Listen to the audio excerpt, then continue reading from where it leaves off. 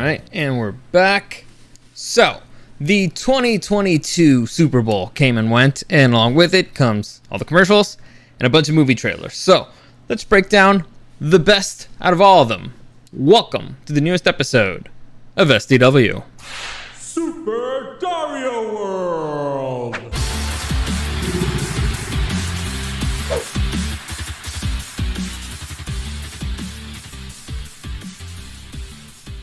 By the way, I think... Does my internet suck again? I don't know what the hell's happening. Looks like it's fine. Hopefully it stays like that.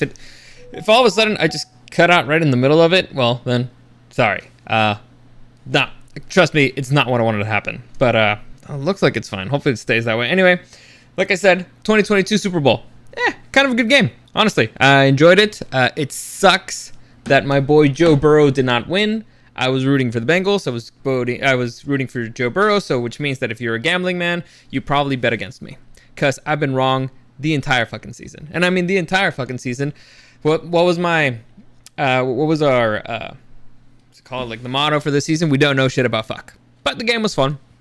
I don't like that the Rams won, because I don't like the Rams. I don't like LA. But overall, I think it's an interesting story. Like, it's a compelling story because they got a bunch of veterans who made their last shot to win a ring. I was very happy for Eric Weddle. Like I said, it's the only player I've ever bought a jersey from, and so I was proudly rocking it.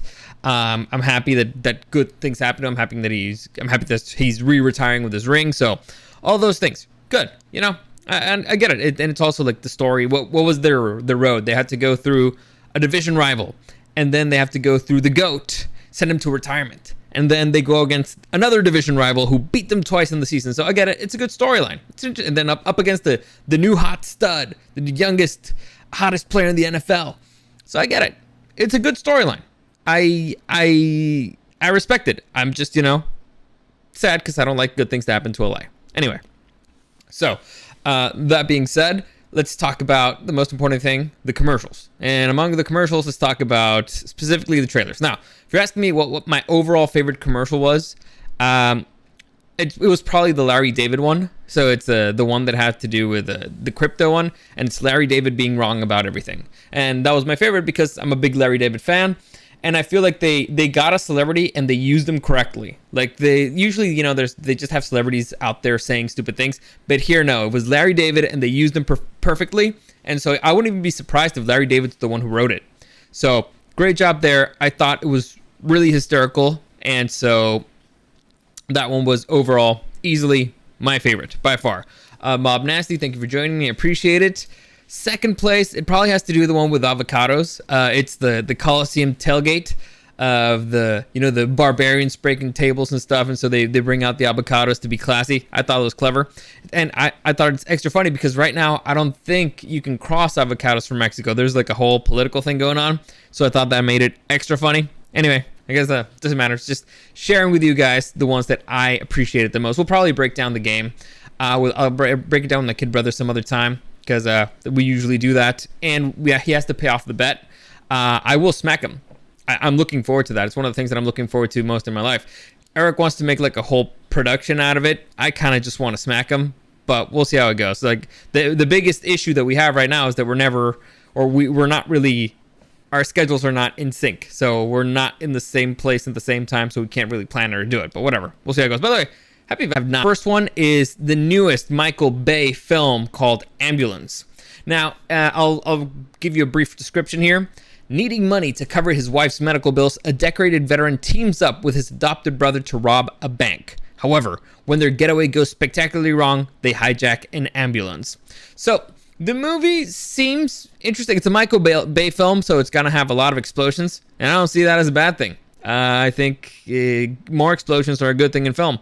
So I look at it, it's just one of those going to be like just fantastically stupid action flicks. So I'm looking forward to that. It comes out April 8th, if you guys are interested. Next, The Adam Project. Now, this one was in my list of the most anticipated films of 2022. Here's a brief summary of the synopsis. A time-traveling pilot teams up with his younger self and his late father to come to terms with his past while saving the future. This one comes out in March 2022.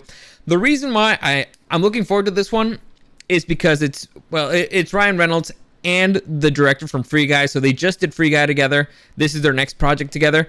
So I like what they did with Free Guy. It was really stupid, and it was meant to be stupid. It was enjoyable. I had fun. There was a lot of things that you could rip your hair out if you try to take it seriously as a film, but it was a comedy. It was stupid. Okay, this one looks like they're trying to be even more serious than Free Guy. It's not going to be as ridiculous, but they did a good job before. Clearly they have an eye for certain scripts, so I'll give them a chance. It's mostly that I enjoyed Free Guy so much. It was a good film. It was enjoyable. Next, you got the trailer for Nope. This is the new Jordan Peele film, and basically it's this newest horror film follows the residents of an isolated town who witness a mysterious and abnormal event. It looks kind of be like it's gonna be an alien film, but I'm not exactly sure. Like, I don't mean like an alien like the Xenomorph film. I mean like a movie about aliens. This one comes out July 22nd, 2022. And did I say that when the Adam Project comes out, it comes out March 11th, by the way, in case I didn't say it. But whatever. This one comes out July 22nd, 2022. It looks really good. I mean, visually, it looks very impressive. I'm not sure story-wise how it's going to go, but Jordan Peele so far, it looks like he's been really good with horror and supernatural stuff. So I'll give him a shot. At least he makes them with love. So he's making these genre movies with love. So I'll give him that. I like the whole thing with horses. That could be interesting. And aliens in a ranch. It makes it really creepy being out there. As somebody who, like, recently I've been going hiking and camping and stuff. So being out there is going to be extra creepy. So it's one of those movies that actually I would rather see out there. You know, you download it and then you're in the middle of the camping thing, the middle of the night, you're watching the movie, you crap your pants. So I'm probably going to watch it that way. So I'm looking forward to it. Like I said, this one comes out July 22nd, 2022. Next, we have The Lost City. This is a comedy with Sandra Bullock, Channing Tatum, and Daniel Radcliffe and Brad Pitt for some reason. Here's the summary. A reclusive romance novelist on a book tour with her cover model gets swept into a kidnapping attempt that lands them both in a cutthroat jungle adventure. This one, I found it interesting because it's a throwback to the massively stupid comedies of the early 2000s. You know, comedies that just, the plot made no fucking sense whatsoever, but they were very enjoyable to watch because, again, it's a comedy and it was never intended to be taken seriously. This sounds like the plot of an Adam Sandler movie. So it's one of those things like, yeah, you know what? I'll give it a shot. Like, I miss movies that are just that stupid.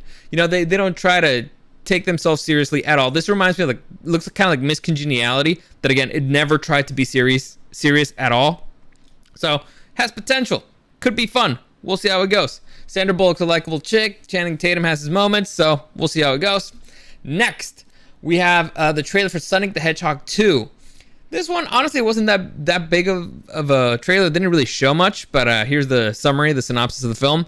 The Sonic teams up with his sidekick, Tails, to embark on a globe-trotting journey to find a mystical emerald before it falls into the wrong hands.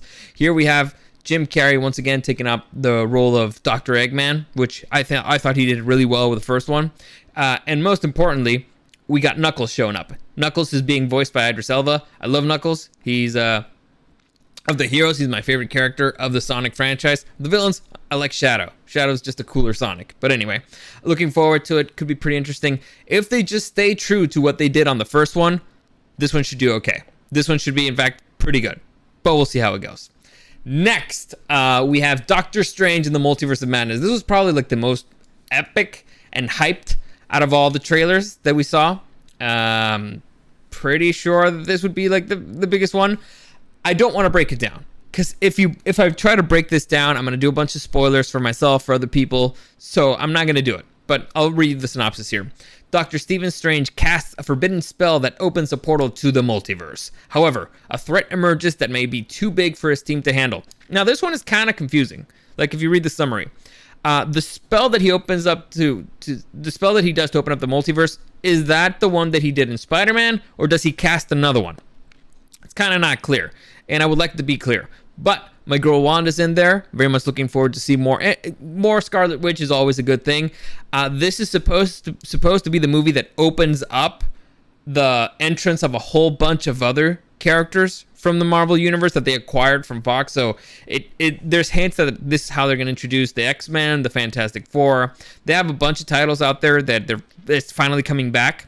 So we'll see how it goes. Like I said, there's a bunch of Easter eggs in this trailer. I'm not going to go through them. Let's just say it was hype. It's exciting. The movie comes out May 6th. I'm excited for it. Benedict Cumberbatch has been doing a great job so far in the MCU. So hopefully that carries on. It got me excited. So it's the first thing that we've seen from this movie, like actually like the first trailer, and it looks pretty epic. And again, directed by Sam Raimi, who's a good director. He made the first Spider-Man trilogy. And more importantly, he's claiming that this is going to be a horror film. So this technically it's going to be the first MCU horror film, even though technically the New Mutants was supposed to be that, even though it wasn't a horror film, it was just a horrible film. But whatever. There you go. Very much looking forward to this. Next, we have Jurassic World Dominion. And all right, listen, dudes, I love dinosaurs. So anything with dinosaurs, I'm going to watch, and I'm going to be happy about it, probably. This is supposedly the epic conclusion to the Jurassic World saga. It's the last one of this new trilogy. I was a little torn when I was watching it because of the dinosaurs in the snow. I'm watching it, and it's like, but all right, it's not clear if dinosaurs are warm-blooded or cold-blooded animals. It's not clear because they're supposed to be like right in the midpoint between birds and reptiles, and birds are warm-blooded, reptiles are cold-blooded. But to me, seeing reptilians in the snow is like just torture to them, because I have a now monitor and a snake, and in the cold they can't move. It's horrible for them. It's torture basically. So seeing dinosaurs in the snow is like, you know what? Even if they were cold-blooded, even if they were warm-blooded, still they wouldn't want to be in the snow. You know how I know this? Because birds migrate south during the winter. They don't like being in the snow. So that kind of bothered me. Whatever, I can let it go. The thing that really threw me off is that afterwards it looked like they were kind of in a Jason Bourne movie with dinosaurs, which it's like, okay, I mean, I'll watch it. Either way, I'm going to watch it, but it's like weird. What are you going for here? Anyway, they're returning the original cast, plus, you know, the new characters are here. Honestly, Chris Pratt and is the only one that actually matters here. And the redhead, I forget her name, so it doesn't really matter. But we'll see how it goes. Like I said, I'm going to watch it, and I'm going to be happy about it probably, no matter what, because I'm watching dinosaurs on screen. This one comes out June 10th, 2022. If you care. Next, let's move on to TV shows. We got basically it's the same trailer that we got before for Moon Knight. For those of you who don't know who Moon Knight is, I'll read the synopsis here. This is a new Disney Plus or upcoming Disney Plus show. Stephen Grant and mercenary Mark Spector investigate the mysteries of the Egyptian gods from inside the same body. This one comes out March 30th, 2022. That's when it starts streaming. I'm not too excited about this one. I think there might be an issue with Oscar Isaac as this character, and the issue is that he's too good of an actor. I'm getting a vibe similar to the one that I got with Tom Hardy from Venom. He's too good of an actor. He's doing too good of a job, and it's supposed to kind of be a little bit sillier, and you're taking it too seriously. I'm not sure if it's gonna land. Now, I could be wrong. And the character just doesn't seem goofy. And I'll be honest, I haven't really followed Moon Knight, but Moon Knight is not supposed to be like a serious character. He's kind of a goofy. He's kind of like if Deadpool and Batman had a baby. So he's supposed to be kind of wacky and kooky and ridiculous, but also he could beat your ass. So I'm not overly excited about this one, to tell you the truth, but we'll see. I'll give it a shot. I mean, I got Disney Plus. I'll watch it. I'll break it down. And also, it gives me like free content on Friday. So it's like, I'm probably going to just do that, break down the show, unless it's completely terrible.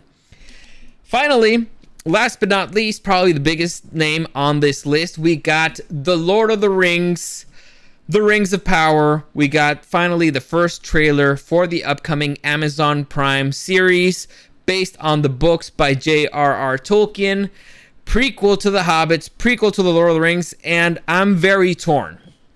There's not a lot that's come out from this show, but lately they've released images of characters, they got a trailer, they released the name of the show. First off, I think the name of the show is super stupid. Like Lord of the Rings of Power. Okay, That's just beyond stupid. Like Star Wars, The War on the Stars. It's a stupid name. All right. If this show is supposed to be taking place in the Second Age, why don't you just call it, I don't know, The Rise of Sauron or whatever, Lord of the Rings, The Rise of Sauron or whatever, because that's kind of the period of time that's going to take. So imagine the first stage. So the first stage is basically, imagine kind of like the era of the gods. So like if you're talking biblical sense, because the world of the Lord of the Rings it's very much based on biblical stuff. That's when the gods are there, right? Like all the biggest names. That's Satan. So it's when they deal with Morgoth. And imagine Morgoth as Satan. Imagine like Sauron, but the size of a mountain, uber powerful. He was actually Sauron's master. Then the Second Age is when they deal with Lucifer. By the way, in this mythology, Satan and Lucifer, two different characters. And Lucifer would be Sauron. So the fallen angel, the most beautiful of the archangels, fallen angels. He goes on the side of Satan, the side of Morgoth, and he kind of betrays everybody and stuff like that. So that would be the Second Age. So the Second Age has everything to do with Sauron, and it ends with the battle that we saw basically in the beginning of the Lord of the Rings films. That's the end of the Second Age. The Third Age is everything forward from that. So there you go, in case you were wondering. And so calling it the Rings of Power is just kind of stupid. Now, I guess based on the title, I'm assuming we're going to follow the characters that end up with the Rings of Power, right? You would assume so. So, I mean, I guess you can't really do it that way because it's a lot of characters, but it's 3 elves, 7 dwarves, 10 humans. That's a lot of main characters. So I'm guessing they're going to pick and choose. But okay, I mean, the Witch King of Angmar has to be a character for sure. You got Galadriel there, who, by the way, whatever, doesn't matter. So I'll just read you through the synopsis. It might not be a movie, but this series is going to be epic. Set thousands of years before the events of J.R.R. Tolkien's The Hobbit and Lord of the Rings, this series follows an ensemble cast of characters, both familiar and new, as they confront the long-feared reemergence of evil to Middle-earth. This one's, it also has an air date. It airs September 2nd, 2022. That's when it starts airing. I'm going to watch it. I'm going to break it down. I'm going to do the breakdown of every single episode just, because it's Lord of the Rings, and I'm going to watch it. I'm not as excited about it. To me, from the trailer, it looks closer to The Hobbit than to Lord of the Rings. If you understand. The Lord of the Rings had its feet on the ground. It was very serious. It looked very realistic, to say that. And it had a much smaller budget than the Hobbit movies. It's crazy. Like the Lord of the Rings movies were made, each one cost like 94 million. The Hobbit movies overall cost like 600 million. So it's like double the budget, and they're worse films. So Amazon's putting a lot of money into this. I don't think it's necessarily a good thing. Like some of the CGI that they're showing look kind of crappy. Like right here, this thing right here doesn't look great with Galadriel. So it's still a ways away. It could still improve it, and if the story is good, then that's the only thing that really matters in the end. But I'm not loving the title. It's really basic and stupid. I'm not loving the CGI, and I'm not loving that it feels closer to the Hobbit films than to the Lord of the Rings films. But we'll see. They have time to course correct, and I might be wrong. You never know. It's like, you know what? If anything, if the Super Bowl and the NFL taught me anything, is that I don't know shit about fuck. So we'll see how it goes. But that's it. Those are the big names, the interesting trailers that came out, and they have a release date, which I always appreciate. So we finally got like a clear look at something. There's also a DC one out there that shows you like a little bit of Black Adam and stuff like that. So I didn't really want to get into that one because it wasn't a full trailer for Black Adam, but it gets you hyped for the superhero things that are coming in the future for DC. I really want DC to get their act together, man. I really want them to get their heads out of their asses and do something good, because they have such great characters there. But anyway, that's neither here nor there right now. So that's a good place to stop, I think. As always, comments, questions, or suggestions, you can find me at Super Dario World on YouTube and on Twitch, streaming at some time the week. I don't know. Like I said, it's a crazy week still. I'm kind of in training for a new job, so my schedule's not 100% controlled by me yet. If you want to send me something privately, though, you can always do that on Instagram at Super Dario World and at DariusDW. Like, subscribe, follow, all that stuff. I really appreciate it. It really helps me out. As always, thanks for listening, and I'll see you again next time.